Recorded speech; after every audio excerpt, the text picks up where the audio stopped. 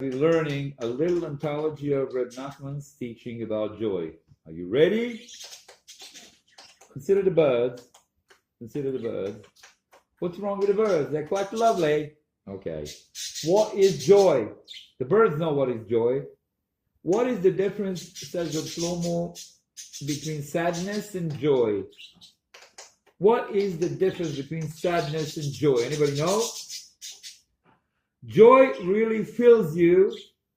Whatever you have becomes fuller. Sadness empties you out. I don't have this, I don't have that, so even what you have, you don't have. Don't be sad about the future. People walk around sad because they don't know what to do with their future. You have this minute right now. What are you doing with it?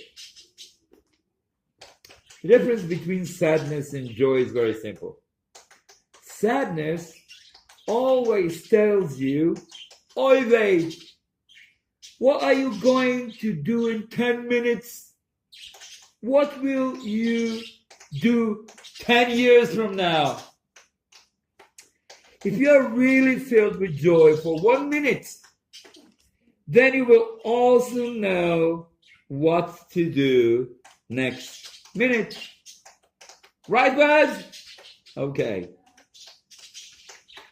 What is God given you? He's given you this minute.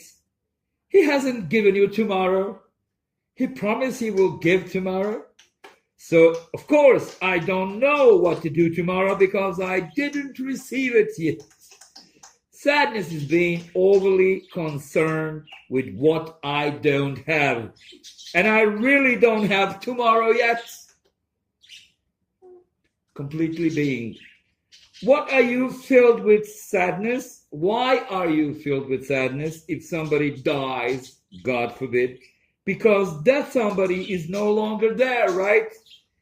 The depths of joy is being, and the depths of sadness is not being. If you get something, you are happy. The more you get it, the deeper you get it, the deeper your joy is. Have you ever seen people who are so happy that when they have an excuse to be sad? Have you ever seen people who are so happy when they have an excuse to be sad? One woman said to me, says Shlomo, I can't talk to my mother unless I'm sick. When this woman is sick, then her mother has something to say to her. There are certain parts of a person that only react to not being. We have to wipe that out. There are some people who say, I'm just happy. There are some people who say, I am just happy. Have you ever seen a woman coming out of a beauty parlor saying, it is a beautiful day and I am happy? What are you happy about? What did you get? You got today, but what are you doing with it? Don't kid yourself. You cannot be happy unless you have something. If you say, I'm just happy, why? Because instead of the beauty parlor charging you $35, they only charge $29, and you gave a tip of $2, so you saved $4. Reb Nachman says, if you're happy for no reason, without doing something good, you're just kidding yourself. On the contrary, the reaction to this kind of joy will be that 5 minutes later, you will be knocked down low. If you can be happy just because you're alive, then you have something if you really feel it. Everyone says that they're happy, that they are alive. But the question is, are you really receiving life? That is the highest level there is. Most people don't realize that life is a gift from God, and most people are not happy.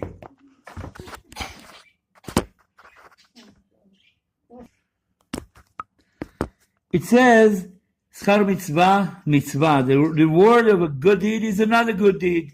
The reward of a mitzvah is a mitzvah, and the reward for joy is joy. How does God pay you for being happy? He gives you another minute of happiness. So if this 1 minute of happiness is real, the next minute also will be. But if you say, I'm so happy to be alive, and the next minute you are walking around downcast, then there was something wrong. The truth is, I am always standing before nothingness because the next minute has not yet been created. So I'm non-existent, yet for the next minute, I'm not there yet. Time isn't there. The world isn't there. The world is here right now. 1 split second, 1 billionth of a split second in the future has not yet been created. I'm always standing between being and not being, between heaven and hell. Hell is the utmost of not being. What is happening in hell? I'm not burning like a hamburger. In hell, I realized that I was non-existent. Do you know how it feels if you are suddenly non-existent? God forbid that it ever happens to anybody. Imagine suddenly you don't have a hand. What a horrible feeling. Imagine if you are there and then suddenly you see that you are not there. You would see yourself as actually not being. It is unbearable. There are 2 kinds of not being. One way of not being is when you are just physically not there. But imagine if you are there and yet you are simultaneously not there. That is what really hurts.